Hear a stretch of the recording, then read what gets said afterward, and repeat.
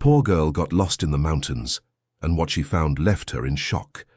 Emma Carter ran along the steep trail, feeling the stones hurt her bare feet. The approaching storm made the wind violently sway the trees of the Crystal Ridge Mountains in Colorado, while thunder echoed ever closer. She held tightly to the small bundle with her only belongings and looked back constantly, fearing she was being followed. That's when she spotted a small wooden cabin among the pine trees, with a faint light in the window. Emma hesitated for a moment, but Buddy, her golden-haired mutt, was already running toward the shelter. As she approached the window, fogged by the humidity, she wiped the glass with the sleeve of her torn blouse and looked inside. What she saw took her breath away completely. Spread out on a rustic wooden table were dozens of photographs of her. Pictures from when she was a baby, a small child, some more recent that she didn't even know existed. An elderly woman with grey hair and a melancholic gaze was carefully arranging the images, as if it were a sacred ritual she performed every day. Emma instinctively stepped back, stumbling on the wet stones. Her heart raced. How did this unknown woman have pictures of her since she was a baby? Who was this person who seemed to know her better than she knew herself? The cabin door opened slowly, and the lady appeared, wearing a blue knitted shawl that covered her hunched shoulders. Her brown eyes filled with tears when she saw Emma standing there, trembling from cold and fear. "Emma? My granddaughter?" The woman's voice was a whisper choked with emotion. The girl took a few more steps back, ready to run again. "How do you know my name? Who are you?" she asked with a trembling voice. The woman placed her hands on her chest as if wanting to contain her racing heart. "My name is Dorothy Carter Thompson. I am your grandmother, child. Your maternal grandmother. I have been looking for you for 8 years." Emma felt her legs go weak. Grandmother? She had always believed she was completely orphaned, abandoned on the steps of St. Andrew's Church when she was just a baby. The nuns at the Denver orphanage had always said they knew nothing about her family. "That's not possible. I don't have a family. I never have." Emma shook her head vigorously. Dorothy took a step forward, extending her hands in a gesture of peace. "Come in, please. It's starting to rain heavily. I will explain everything, I promise." The first raindrop touched Emma's face. Buddy had already taken shelter under the cabin's porch, looking at her, as if he understood it would be safe there. With great caution, Emma approached. The interior of the cabin was simple but cozy. A fireplace crackled softly, spreading golden light across the wooden walls. Dorothy prepared a cup of hot tea and placed it on the table, next to the photographs that were still spread out. "Sit down, my dear. I know you must be confused and scared." Emma picked up one of the photos. It was her at about 2 years old, smiling in a garden she didn't recognize. She wore a little yellow dress she had no memory of ever having. "Where was this photo taken? I don't remember this place." Dorothy sighed deeply before answering.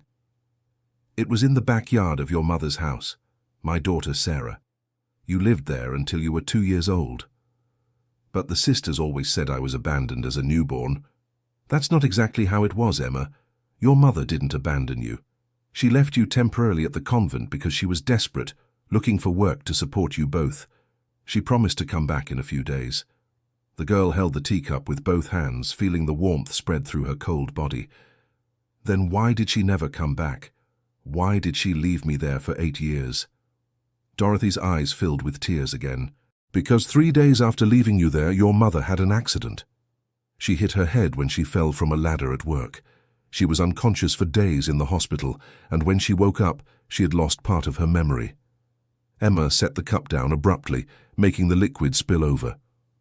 "What kind of accident?" "Sarah was working as a cleaner in a commercial building in downtown Denver. It was the middle of the night. She was alone cleaning the 10th floor when the ladder broke. The fall was bad, really bad. Dorothy got up and went to an old dresser from which she took a shoebox full of papers. I have all the medical records here. For weeks she was between life and recovery. When she finally got better, she could remember almost everything, except where she had left you."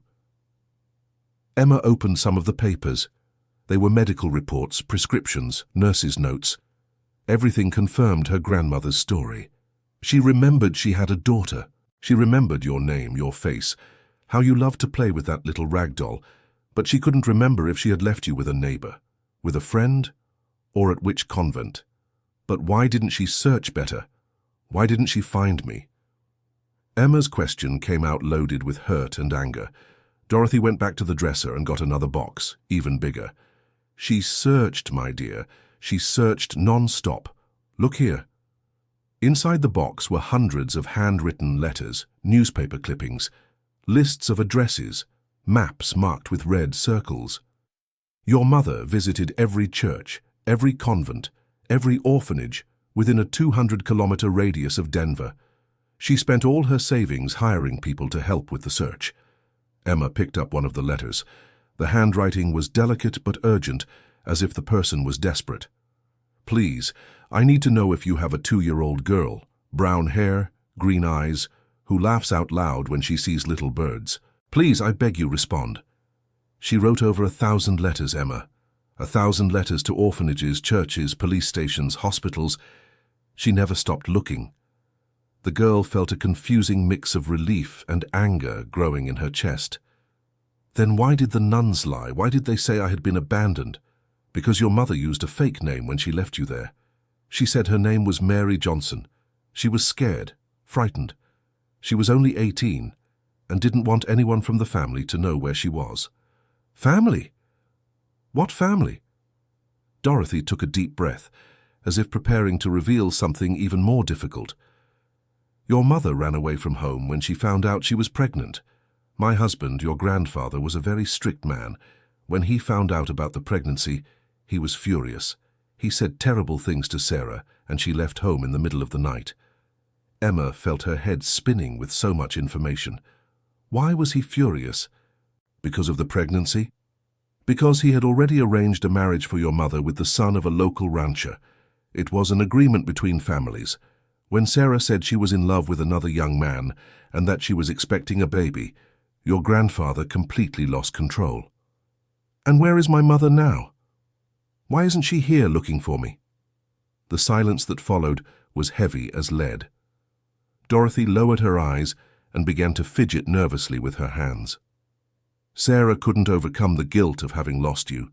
Even without being able to remember exactly where she had left you, she blamed herself every day. She said she was a terrible mother, that she didn't deserve to have children. Where is she now? Emma insisted. She got married a few years later, had other children. The sentence hit Emma like a punch in the stomach. Other children. That meant her mother had raised other kids while she grew up alone in the orphanage. How many? How many other children? 3. 2 boys and a girl. Emma stood up abruptly, knocking over the chair. So she forgot me. She made a new family and forgot me. No, Emma. She never forgot you. She never stopped looking for you. Then why did she have other children, if she was so worried about me? Dorothy approached slowly, as if trying to calm a wounded animal. Because she was broken inside, my child. Her husband, Michael, was a good man. He helped her keep searching for you. The other children were born, but she always spoke of you. They grew up knowing they had an older sister lost somewhere. Emma felt hot tears streaming down her face. They know about me. Of course they do. Sarah made sure they knew. There's even a room prepared in her house for 6 years. A room just for you, with your baby things kept safe, waiting for you to return. The revelation was too much for Emma to process. She ran to the cabin door, but the rain was so heavy it was impossible to leave. I need to get out of here. This is all too crazy. Emma, please, let me tell you the whole truth. What truth? You already told me my mother abandoned me, forgot about me, made another family. What other truth could there be? Dorothy went to the kitchen cabinet and pulled out a stack of yellowed envelopes. Sarah never stopped writing letters to you. Even without knowing where you were, she wrote. Every week, for 8 years, she wrote a letter telling about life, about your siblings, about how much she missed you. Emma stopped pacing and looked at the envelopes. These are letters for me.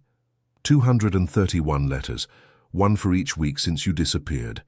With trembling hands, Emma picked up the oldest envelope. It was addressed, "To Emma, my lost love, first week."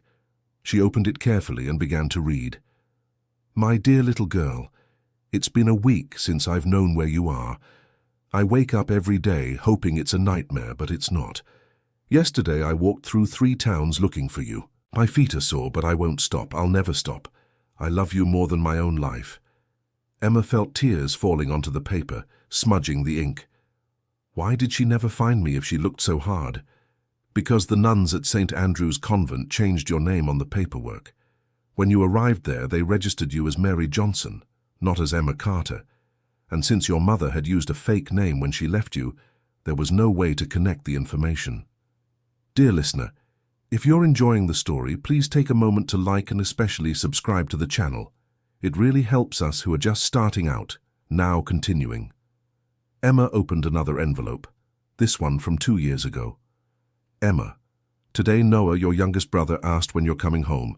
I said soon because I need to keep believing that. He saved the best piece of his birthday cake for you.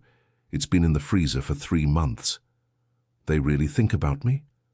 Every day. Your 7-year-old sister, Olivia, always sets aside half the candy she gets for when you show up.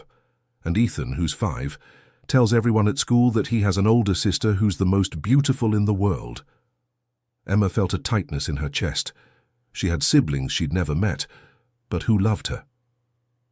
And my father? My biological father? Where is he? Dorothy hesitated before answering. David died in a motorcycle accident 2 months after Sarah ran away from home. He never even knew he was going to have a child. So I don't have a father. Yes, you do. Michael, Sarah's husband, has always said you're his daughter too. He even changed his last name to Carter when he married your mother, to honor her family and her roots. Emma was beginning to feel overwhelmed with so much information. Why are you telling me all this only now? Why didn't you look for me before? Because I only found out where you were 3 months ago. What do you mean? Dorothy pulled out a chair and sat down, looking tired. Your mother became very ill last year. Very ill indeed. During her treatment, she decided to hire a private detective to conduct a more professional search. It was he who discovered the issue of the switched names and located you at the orphanage. And why didn't my mother come to get me herself? Dorothy's silence was deafening. Dorothy, where is my mother now? She passed away 4 months ago, Emma. The word passed away echoed strangely in Emma's head. Passed away to where? Sarah couldn't overcome the illness, but before she passed, she made me promise I would keep looking for you.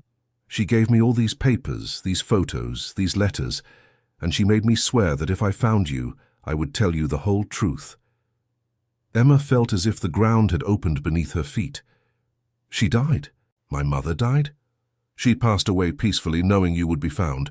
Her last words were, "Find my Emma. Tell her I never stopped loving her." The girl let herself fall to the floor, sobbing. Buddy approached and laid his head in her lap, as he always did when he sensed she was sad. I will never get to know my mother. I will never be able to talk to her, to ask why she didn't find me sooner. Dorothy knelt beside Emma and hugged her for the first time. But you have your siblings, you have Michael, you have me, and you have something else that Sarah left for you. What? An inheritance. She worked very hard all these years and saved money religiously. She said that when we found you, you would have the means to study, to have a decent life, to fulfill all your dreams. Emma pulled away from the hug. I don't want money. Money won't bring my mother back. It's not just money, Emma. It's love transformed into security. It's the way she found to take care of you even after she was gone. How much? 300,000 reais. It's all in a savings account in your name. Emma was silent for a long time, processing all the information. 300,000 reais was more money than she could imagine. Why didn't you come to get me as soon as you found me? Because you had run away from the orphanage 2 weeks before we managed to locate you. The nuns said you used to run away often, but that this time you hadn't come back. I ran away because I heard they were going to transfer me to an orphanage in Chicago. I didn't want to leave Colorado. And it was lucky you ran away. If you had been transferred, we might never have found you. Emma got up and went to the window. The rain was easing, but the sky was still dark. How did you find me here in the mountains? I've lived here for 2 years. I bought this cabin after Sarah passed because I couldn't bear to live in the city anymore. This is where she used to come when she was a child, when she wanted to be alone, to think. I always had hope that if you appeared anywhere, it would be here. She came here as a child. Every time she fought with her father or was sad, she said that up here she could see the whole world and that problems seemed smaller. Emma looked at the mountains around her. Even with the cloudy weather, the view was beautiful. And my siblings? Do they know you found me? Not yet. I wanted to talk to you first, to know if you would like to meet them. What if I don't want to? What if it's too hard? Then we'll take it slow, at your own pace, no pressure. Emma sat back down at the table and picked up another letter from Sarah. It was from the week before she passed. My dear Emma, the doctors say I may not have much time, but I'm not afraid because I know Grandma Dorothy will find you. You will meet your siblings, you will see how special they are. They have your eyes, you know. And Michael will love you as he always has, even without knowing you.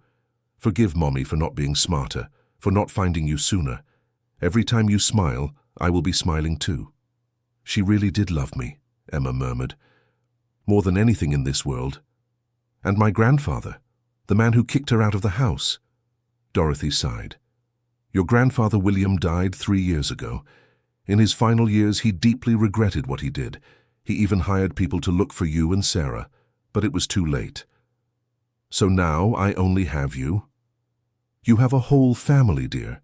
You have me, you have Michael, you have 3 siblings, and you have something else. What? You have Michael's family too. They always considered you part of the family, even without knowing you.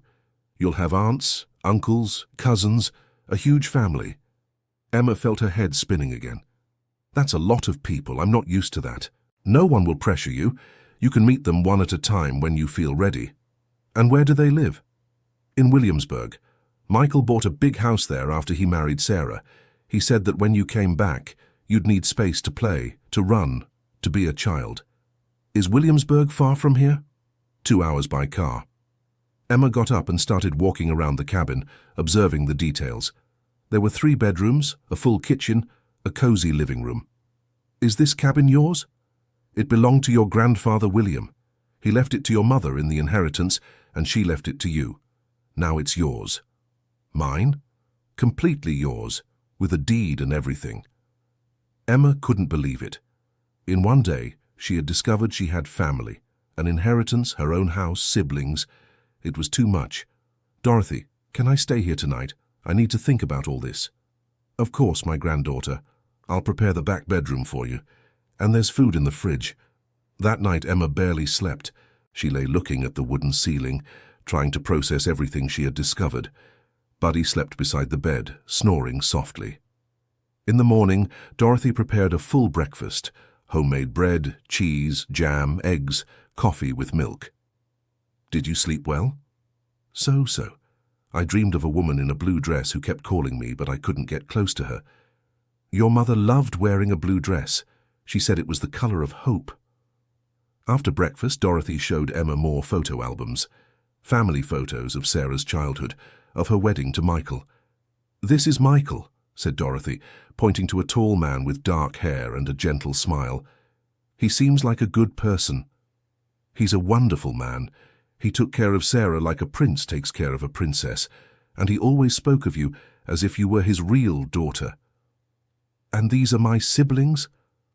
Olivia, Ethan, and Noah. Look how beautiful they are.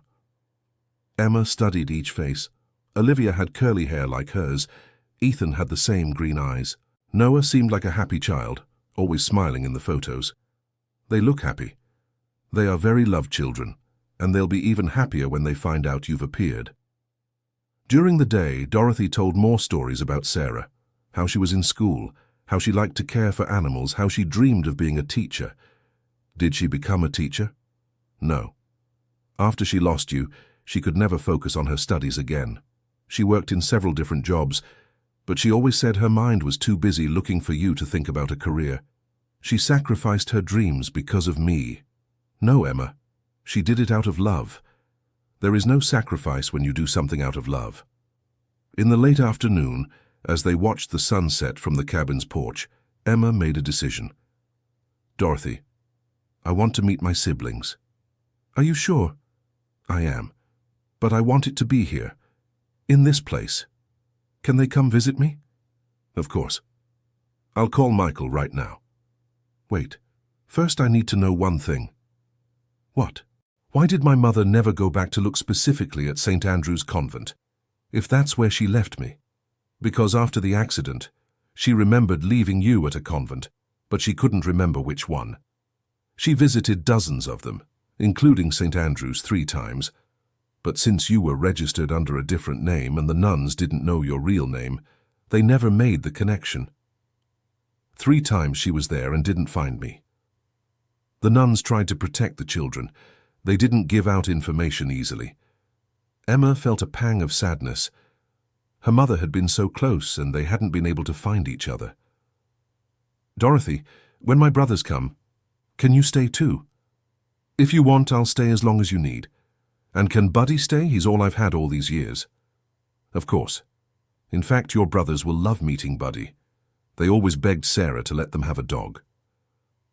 That night, Dorothy called Michael. Emma could hear the conversation from the kitchen. Michael, it's Dorothy. I have news. I found Emma. Yes, she's here with me. No, she's okay.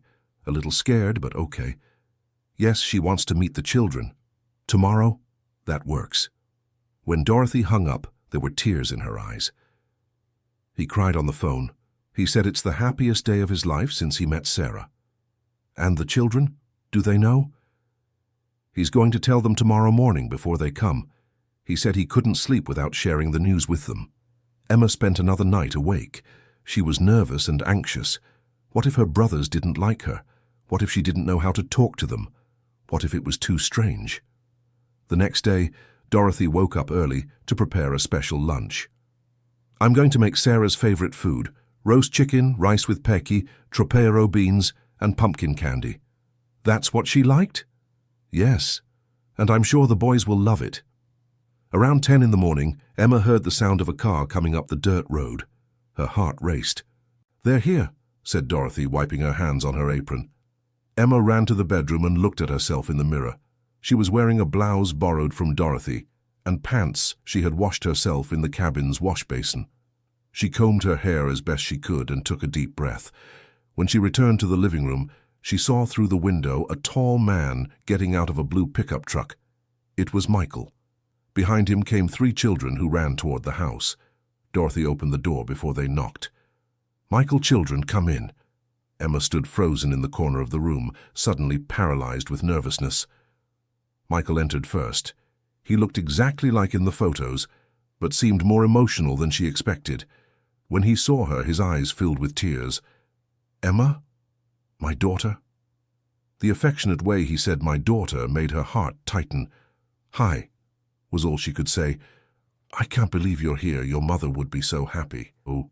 Behind him appeared her 3 brothers. Olivia, the oldest, was 7 and looked at Emma with curiosity. Ethan, 5, hid behind his father. Noah, just 3, smiled and waved.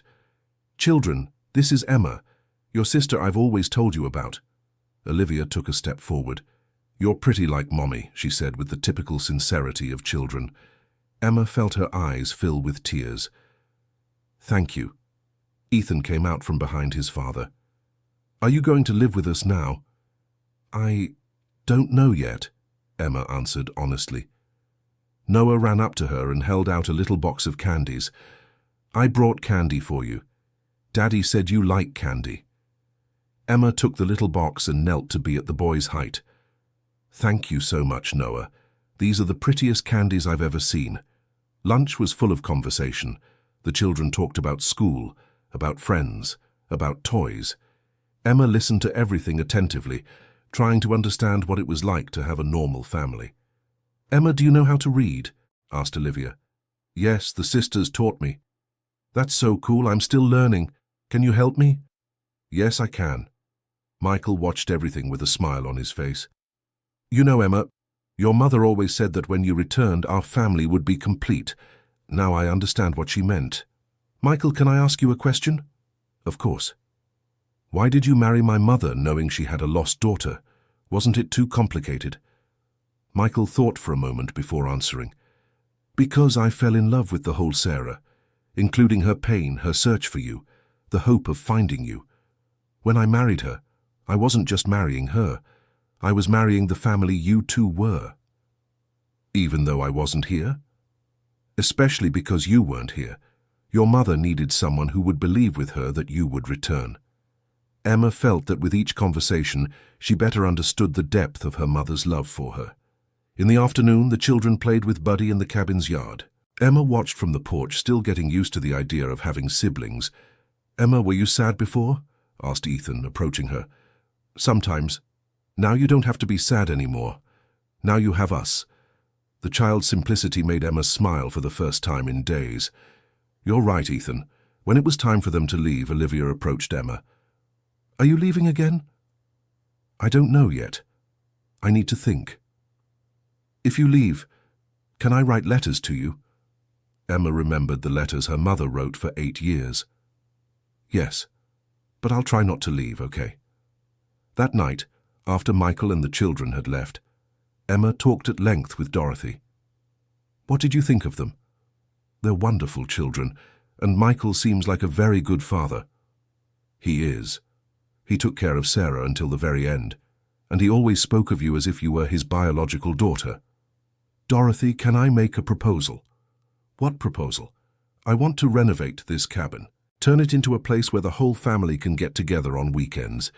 But I want to keep living here in the mountains, alone, not alone, with you if you want to stay, and with Buddy, and on weekends with my siblings." "Are you sure? It's very isolated here." "That's exactly what I need, a place that is mine, but where my family can come visit me whenever they want." "And your education? You need to finish your studies. I can study by correspondence, or Michael can drive me to school in Williamsburg a few times a week." Dorothy smiled. "Your mother would be proud of that decision." In the following days, Emma organized everything. She used part of the inheritance left by her mother to renovate the cabin. She added 2 more bedrooms, expanded the kitchen, built a large yard for Buddy, and installed solar power.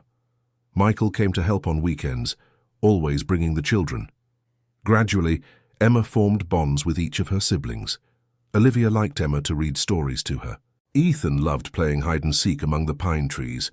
Noah always brought drawings he made during the week to show his big sister. 3 months later, Emma received an unexpected visit. A man in an elegant suit knocked on the cabin door. "Good afternoon. I'm looking for Emma Carter." "That's me. My name is Atty. George Carter.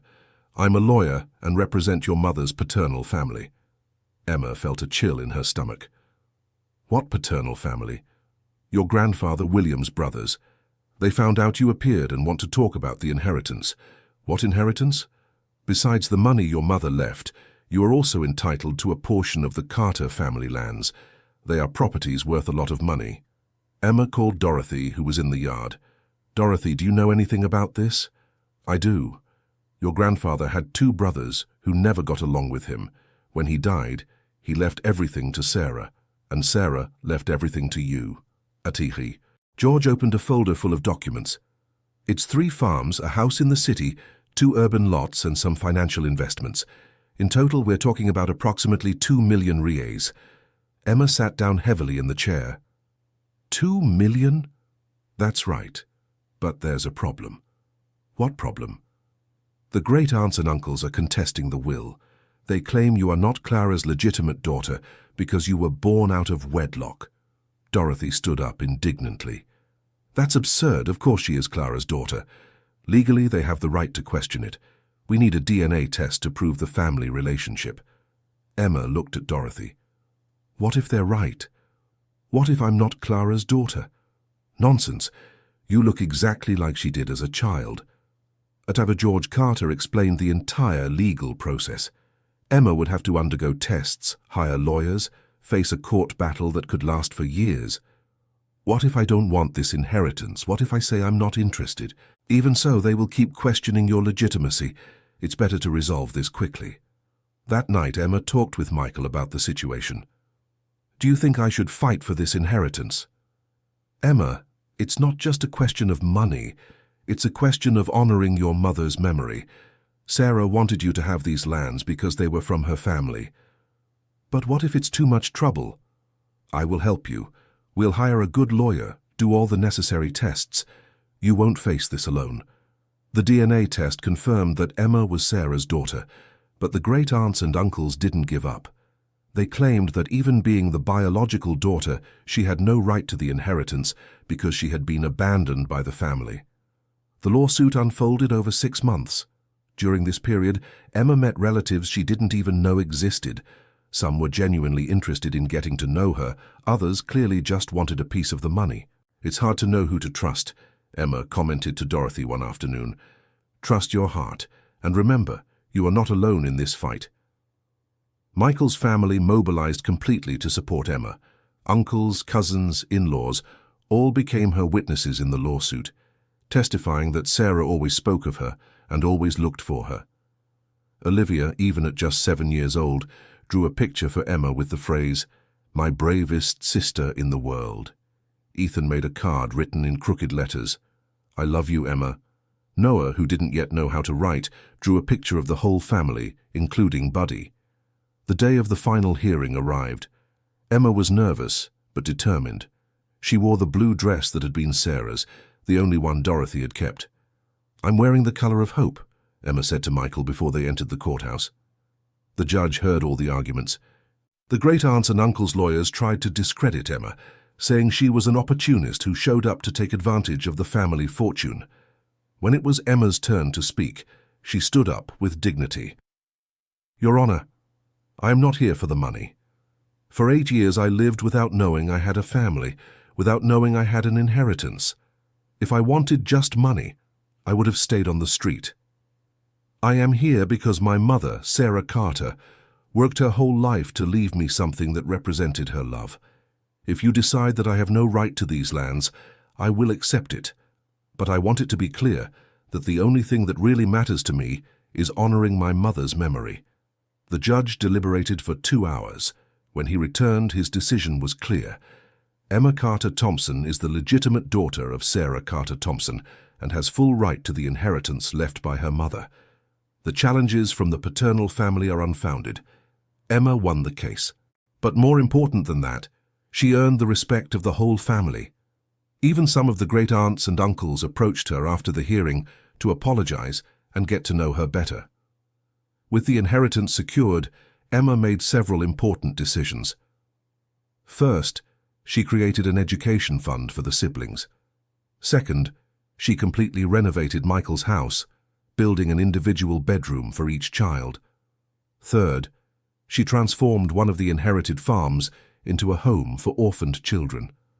"I want other children to have the opportunity I didn't have," she explained to Dorothy. Sarah would be very proud of this decision.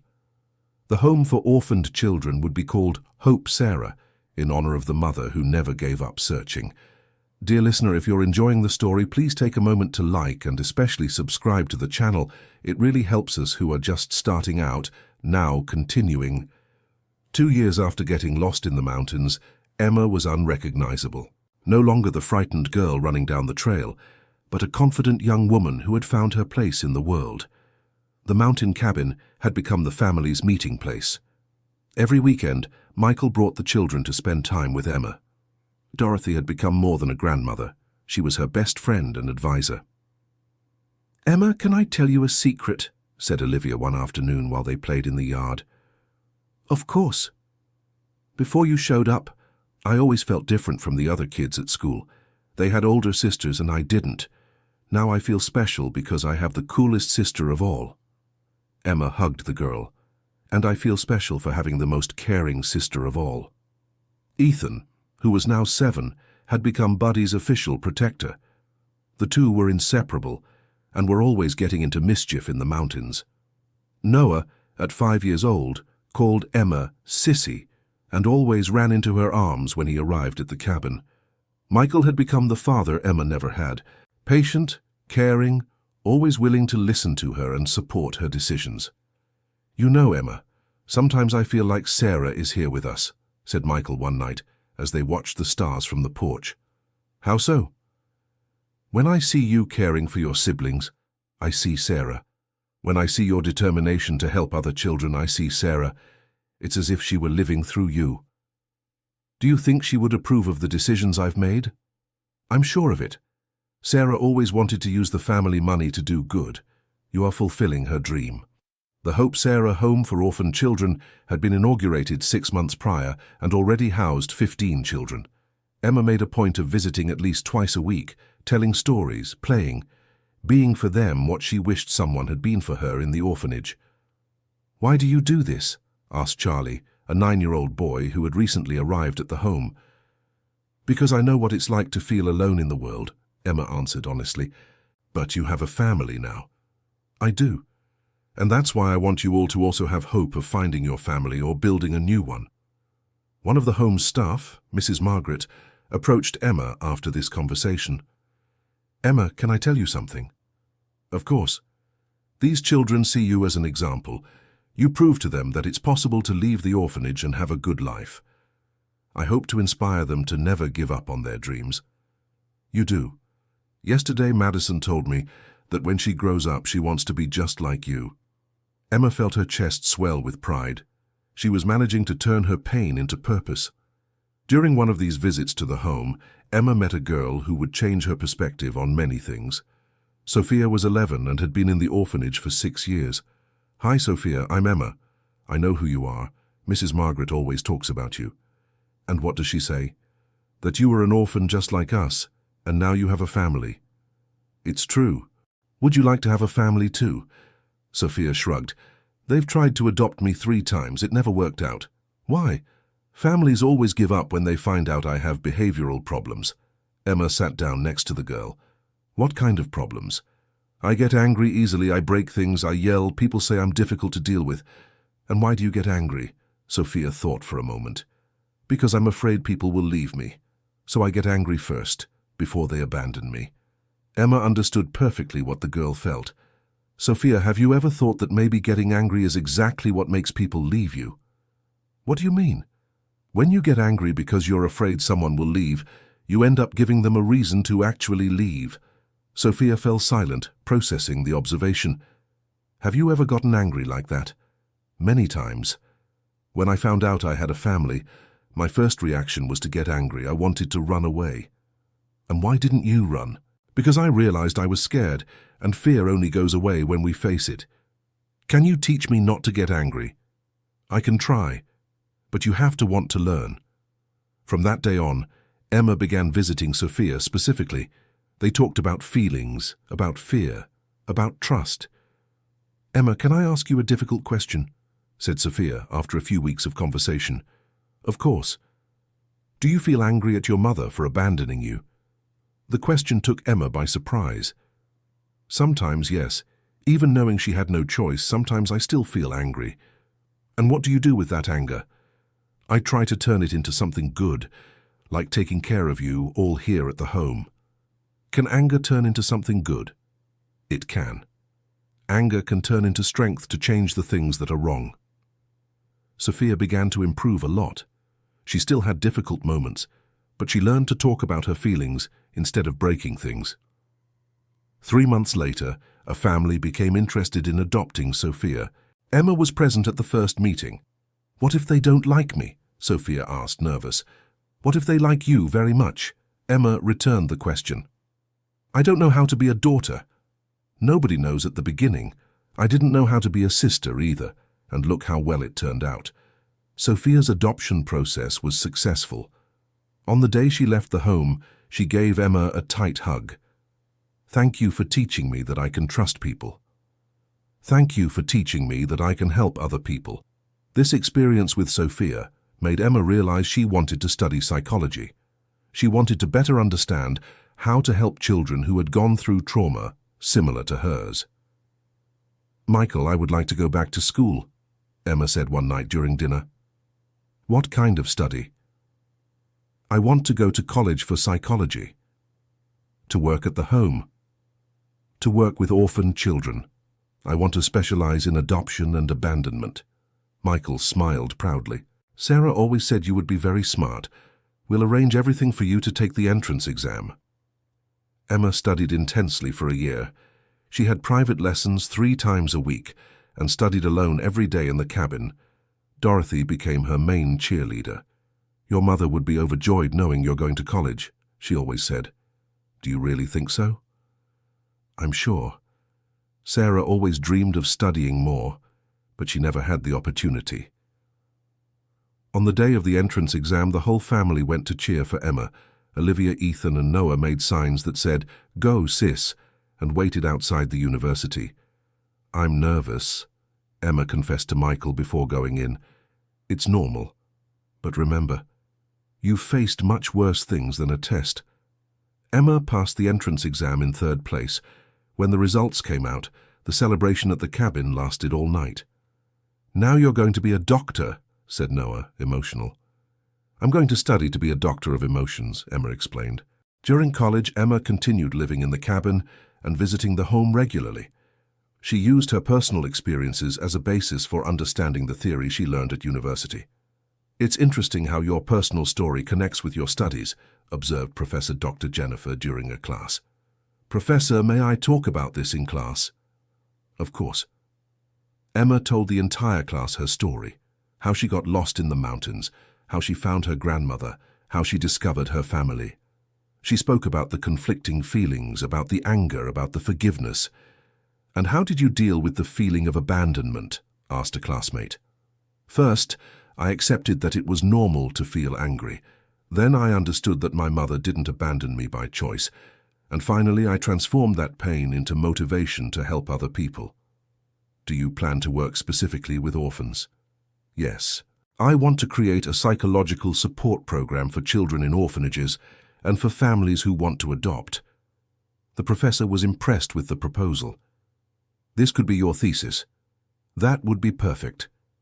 Emma graduated in psychology with honors. Her monograph on reframing abandonment in orphan children was considered one of the best at the university. On graduation day, she dedicated her diploma to Clara's memory. "Mom, I know you're watching this. This diploma isn't just mine, it's ours." Michael cried throughout the graduation speech. "Your mother would be so proud," he whispered to Dorothy. "She is proud, I'm sure of it." After graduation, Emma opened a private practice specializing in adoption and abandonment. She treated both children and families, always using her own story as a therapeutic tool. "Dr. Emma, how did you know I was angry at my adoptive mother?" asked Jessica, a 12-year-old girl who had recently been adopted. "Because I also felt anger toward my family when I found them." "Really? Really? It's normal to be angry at people who love us when we're scared." "And does it go away?" "It does. When you understand that the fear is just a protection your mind creates." Emma's practice became a reference in the region. She provided free services to children from the Hope Sarah home and charged a social fee for low-income families. 5 years after graduating, Emma received an invitation to give a lecture at a national conference on adoption. "What should I talk about?" she asked the event organizer.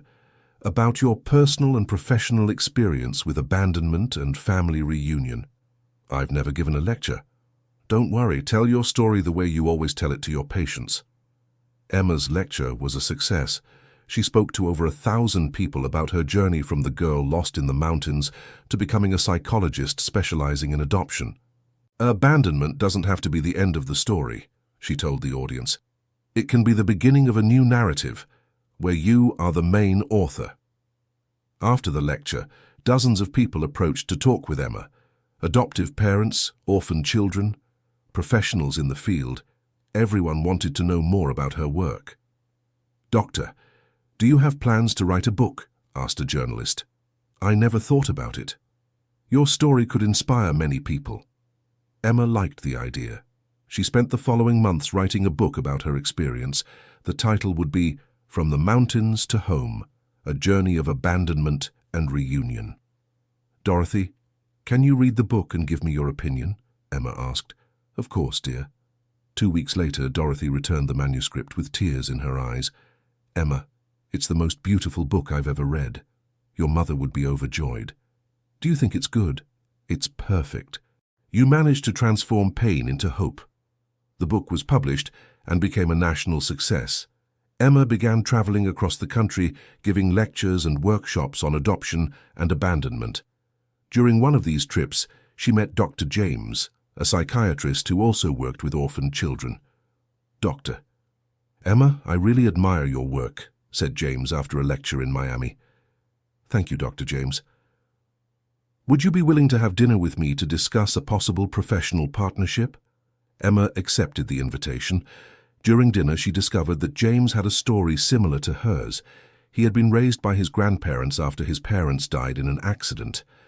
"It's interesting how people who went through childhood trauma feel drawn to helping other children," observed James.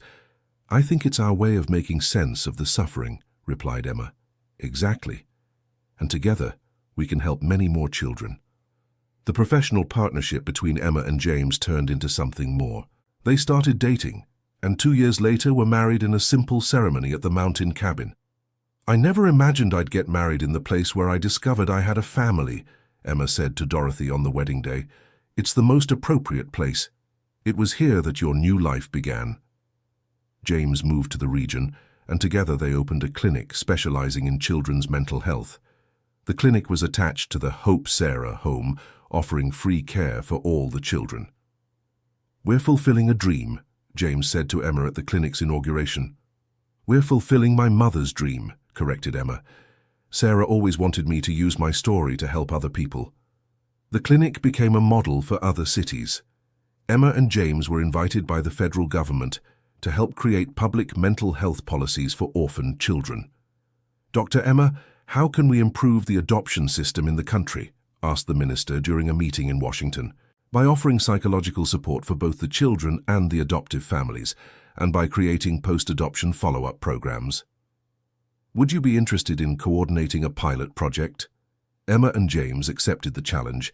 They spent 2 years developing a national adoption support program, using the clinic's experience as a base. During this period, Olivia grew up and became a 17-year-old teenager. She decided she wanted to study psychology to work with her older sister. "Emma, you inspired me to choose my profession," Olivia said during a Sunday lunch at the cabin.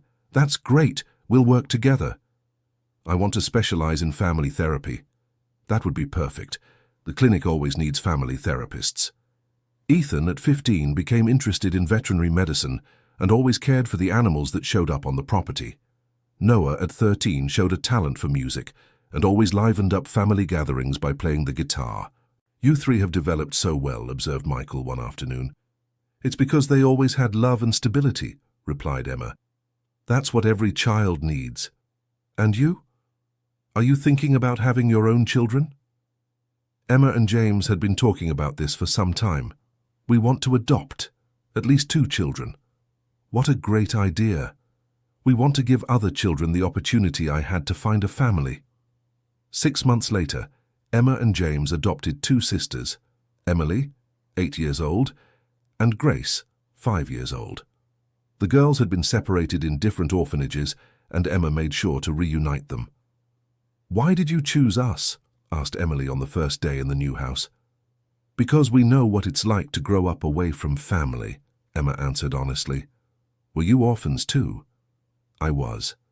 And I know how important it is to have people who love us." "And will you love us always?" "Always. Even when you misbehave, even when you grow up, always." The girls' adjustment was easier than Emma expected. Emily was a sweet and responsible child. Grace was mischievous and full of energy, but very affectionate. "Mommy, Emma, can I call you Mommy?" Grace asked after a few weeks. "Of course, my love." "Now I am your mommy and you are my little girl." "And Daddy James?" "He's your daddy too. Forever."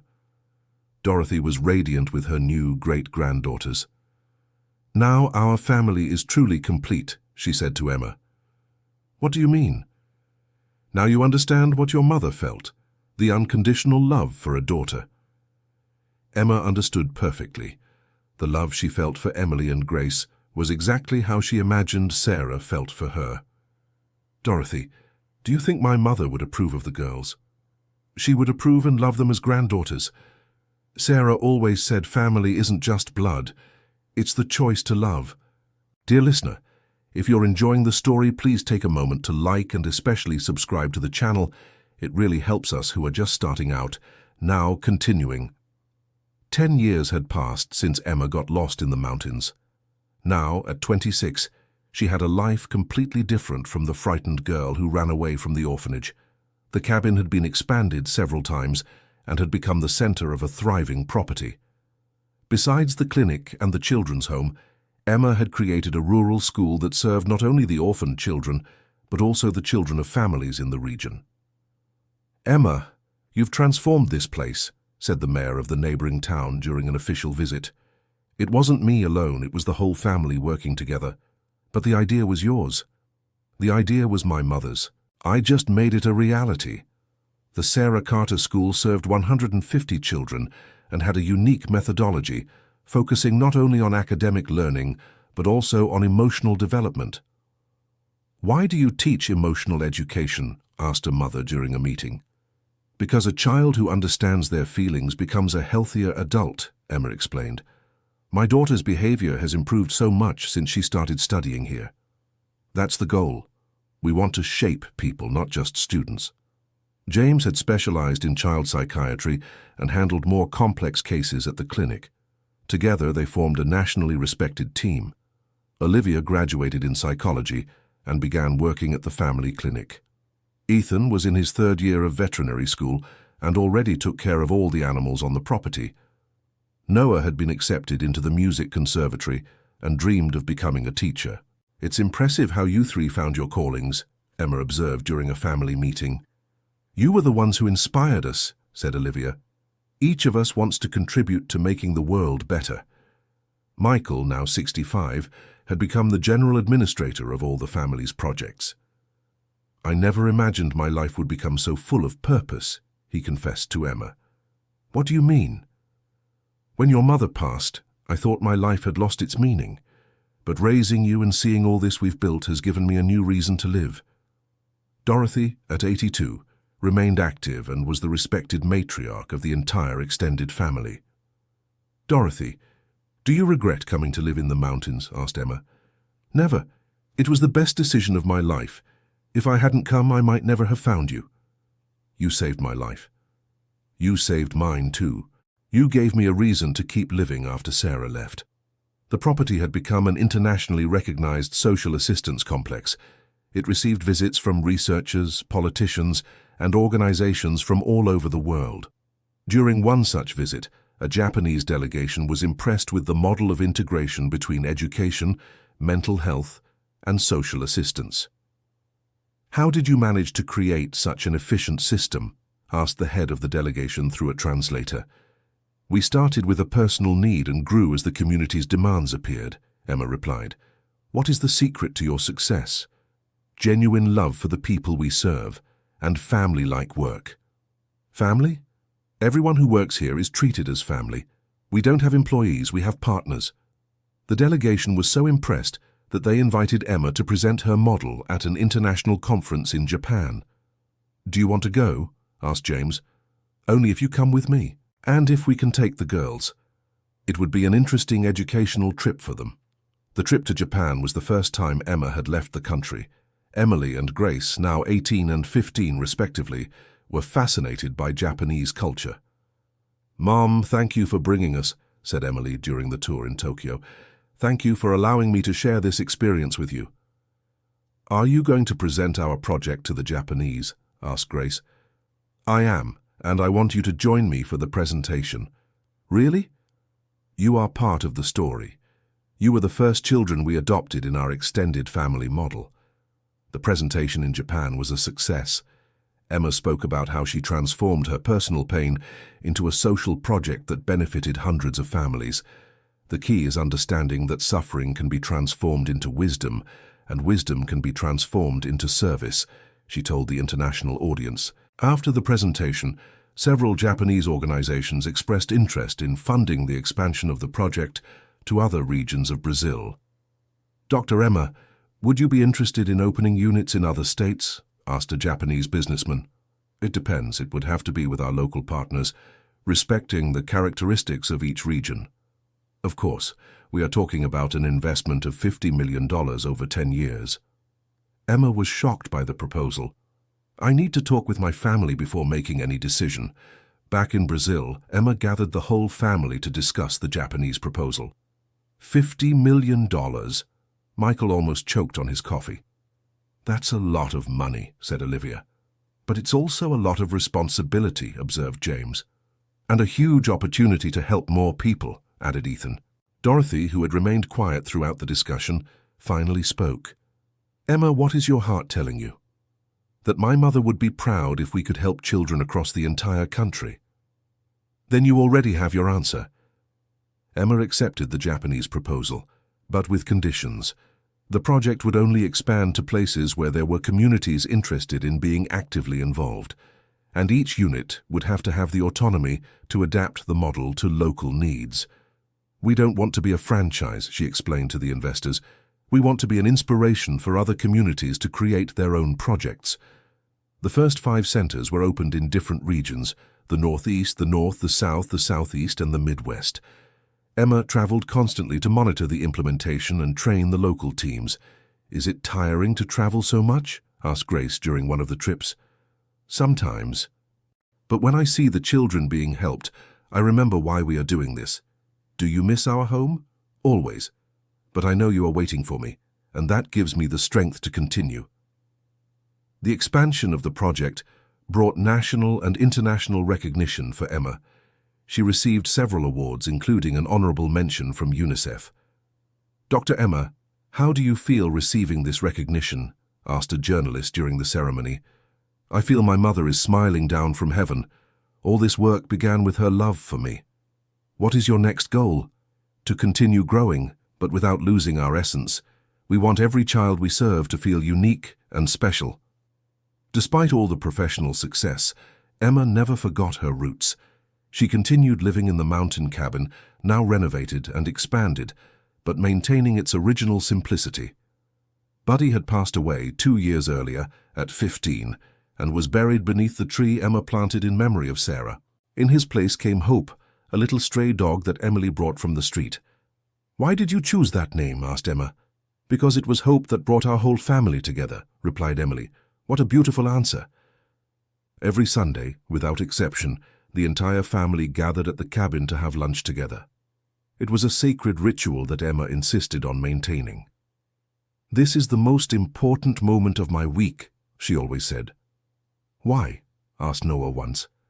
Because it's when I remember I'm not alone in the world anymore. During one of these Sunday lunches, Dorothy made an announcement that surprised everyone. I have something to tell you all. What is it, Grandma? Asked Olivia.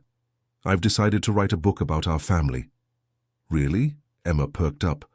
I want to tell the whole story, from Sarah as a little girl, through losing Emma, to everything we've built here. What a wonderful idea, said James, but I'll need your help remembering the details. Of course, we'll help with everything, Michael assured. The project of Dorothy's book involved the whole family. Each contributed their memories and perspectives on the family history. It's interesting to see our story through each person's eyes, observed Emma while reading the first draft. Everyone lived the same story differently, agreed Dorothy, but all with love and unity. The book, I Found My Granddaughter in the Mountains, The Carter Family Story, was published 2 years later and became a national bestseller. Grandma, you've become a famous writer, joked Ethan. At 84, right? Laughed Dorothy. It's never too late to start something new. The book's publication brought even more visibility to the family's work. Hundreds of people began seeking out the property to learn the story in person. Let's turn this into educational tourism, suggested Olivia. How so? Asked Emma. We can host groups to learn about our work and about adoption, family, and overcoming. Great idea. It would be a way to self-finance our projects. Educational tourism became another source of income for the sustainability of the social projects. Schools, universities, and organizations came from all over the country to visit the Hope Sarah complex. It's moving to see how our story inspires other people, said Grace, who had become one of the guides for the educational tourism. It's the power of transformation, replied Emma. When we show that it's possible to overcome suffering, other people feel encouraged to try too. At 30, Emma had become a national reference in adoption, family, and social development. But for her, the most important thing remained her family. Sometimes I wake up and can't believe all we've built, she confessed to James during an afternoon walk. Why not? Because it started with a girl lost in the rain. And look where we are. We got here because you turned your pain into purpose. It wasn't just me, it was everyone together. But you were the spark that started it all." Emma stopped walking and looked at the panoramic mountain view. Down below, she could see the complex's buildings, the children playing in the schoolyard, the families strolling through the gardens. "James, do you know my greatest satisfaction?" "What?" "Knowing that no child who comes through here will feel as abandoned as I felt. That is your legacy. It's our legacy, the whole family's." At that moment, Hope came running and threw herself into Emma's arms, licking her face joyfully. "Even Hope agrees," laughed James.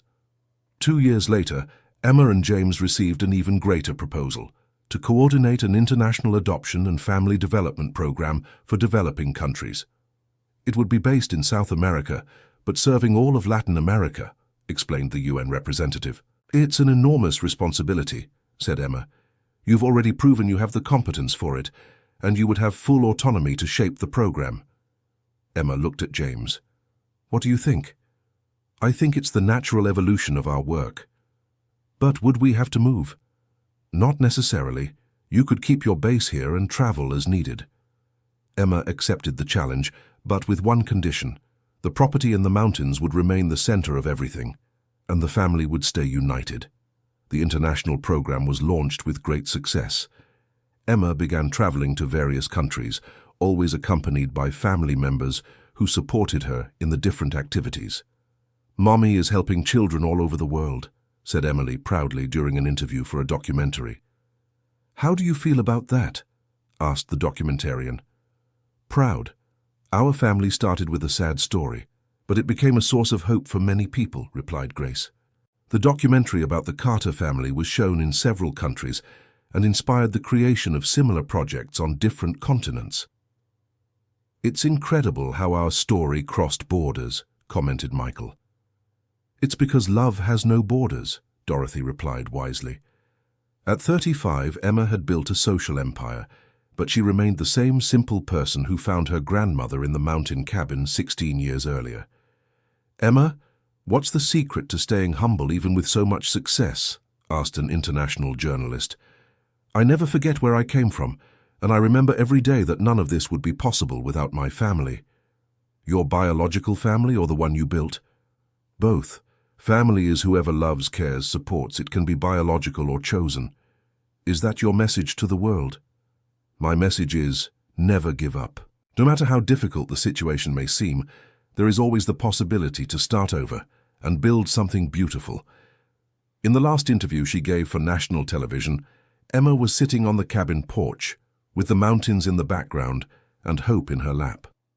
"Dr. Emma, if you could go back in time, would you change anything in your story?" Emma thought for a long moment before answering. "I would change only one thing. I wish my mother had lived to see everything we built in her name." "But you wouldn't change the fact that you got lost in the mountains?" "No, because it was by getting lost that I found myself, and by finding my family that I discovered my purpose." "What advice would you give to orphaned children who are watching?" Emma looked directly at the camera. "Don't stop believing that you deserve to be loved.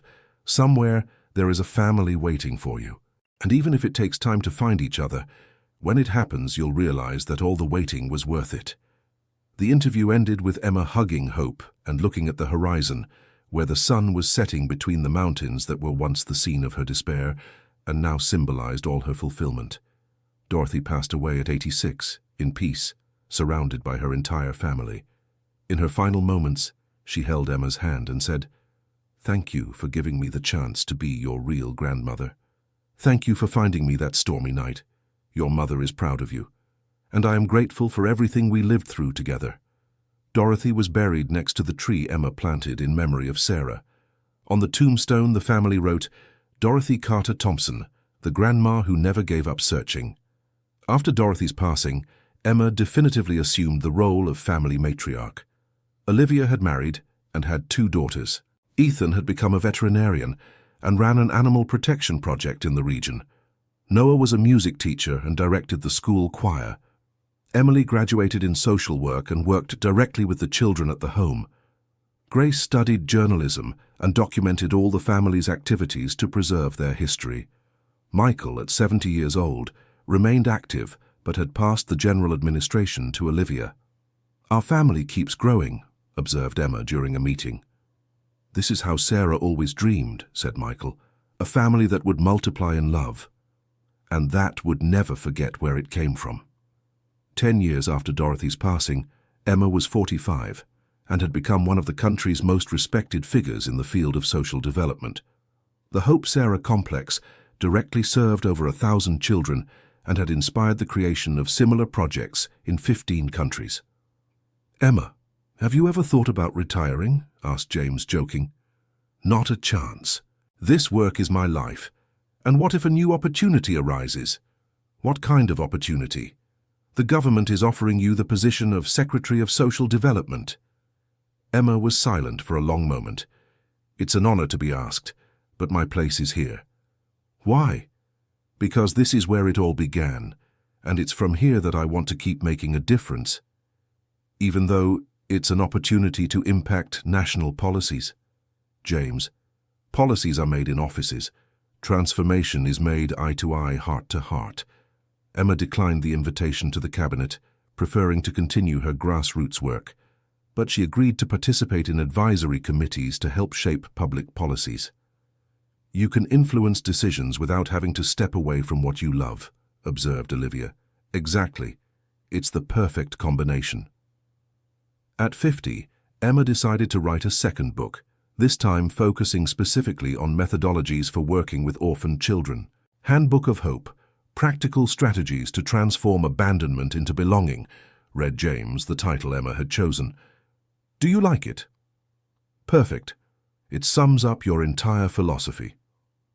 The book became an academic reference and was translated into 12 languages. Universities worldwide began using Emma's methodology in their social work and psychology courses. "It's amazing to see how your ideas have reached so far," commented Grace, now a graduated journalist responsible for the communication of all the family projects. "The ideas aren't just mine. They're from all of us, built collectively. But you're the one who can organize everything so that other people understand." "Perhaps that's my specific contribution to our family mission." During an international award ceremony, Emma was asked about her future plans. "Dr. Emma, what is your next big project?" "I have no plans to do anything bigger than what we already do. My goal is to continue doing well what we have already started. But don't you have personal ambitions?" "My personal ambition is that no child in the world feels abandoned like I once did." "That's a very big ambition." "Perhaps. But big dreams need big ambitions." That night in the mountain cabin, Emma was alone on the porch, contemplating the stars. James had traveled to a conference, the girls were at university, and the rest of the family had their own homes. Hope, now an elderly dog, slept at her feet. The mountain silence was broken only by the sound of crickets and the wind in the trees. Emma thought about everything that had happened since that stormy night when she got lost on the trail. The frightened girl who ran away from the orphanage had become a fulfilled woman, with family, purpose, and international recognition. "Mom, I hope you're proud," she whispered to the stars. At that moment, a shooting star streaked across the sky. Emma smiled, feeling in her heart that Sarah was truly proud. The next day, a letter arrived that would once again change the course of her life. It was from a 60-year-old woman named Rebecca, who identified herself as the sister of David, Emma's biological father. "Dear Emma, my name is Rebecca Mitchell. I'm David's sister. I learned about your story through your book and would very much like to meet you. David talked so much about Sarah before he passed. I have some things that belong to him that I would like to give to you." Emma read the letter several times, moved. She had never known anything about her paternal family. "James, what do you think? Should I meet her?" she asked when he returned from his trip. "Of course. It's another piece of your story that could fall into place." "And what if she wants something in return? What if she simply wants to meet the daughter of the brother she loved?" Emma decided to meet Rebecca in Denver. They arranged to meet at a coffee shop downtown. Rebecca was a kind woman with graying hair and gentle eyes, the same green eyes Emma had inherited. "Emma, "Oh my, you look just like David," said Rebecca, emotional as soon as she saw her. "Really? Just like him, especially the eyes." Rebecca brought a box with David's belongings: photos, letters, a watch, some motocross competition medals. "He was a motocross rider?" asked Emma, surprised. "He was. Very good, in fact. He always said he would stop when he had a family." "Did he know my mother was pregnant?" "No." Sarah ran away before telling him. David spent months looking for her, not understanding why she had disappeared. Emma felt a pang in her chest. Her father had searched for her and for Sarah but never knew about the pregnancy. "Rebecca, can I ask how he died?" "Motorcycle accident. But it wasn't during a competition. He was returning from yet another attempt to find Sarah when a car hit him on a curve. So he died looking for my mother. He died looking for the love of his life." Emma cried. Knowing she had a father who loved her, even without knowing her, was a bitter and sweet discovery at the same time. "Rebecca, do you have more family? Do I have cousins, uncles?" "I have 3 children. Your cousins. They always knew they had a cousin lost somewhere." "Would they like to meet me?" "They would love to. In fact, they came with me, but they're waiting in the car. They didn't know if you'd agree to meet them." "Of course I agree." Rebecca called her 3 children, who were nervous but happy: Daniel, 40 years old, Jennifer, 38, and Ryan, 35.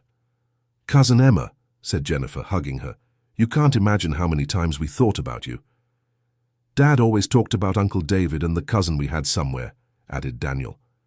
"And now you're here," said Ryan. Emma gained another family. Rebecca and the cousins began attending the Sunday gatherings at the cabin, integrating naturally into the group. "Now our family is truly complete," said Olivia during one of those lunches. "How so?" asked Emma. "Now you know both your mother's family and your father's family. No piece is missing anymore." Emma looked around the table. Michael, Olivia with her 2 young daughters, Ethan with his girlfriend, Noah with his pregnant wife, Emily and Grace, James, Rebecca, and the 3 cousins with their respective families. It was a huge table, full of conversation, laughter, and love. "You're right. Now it's complete." End of the story. Now tell me what you thought of this story and where you are listening to us from. If you have something to share with us, leave it in the comments with sincere words. Do you believe Emma made the right decisions? We would love to read your opinion. Thank you so much for your company. Don't forget to leave your like and, most importantly, subscribe to the channel so you don't miss other moving stories.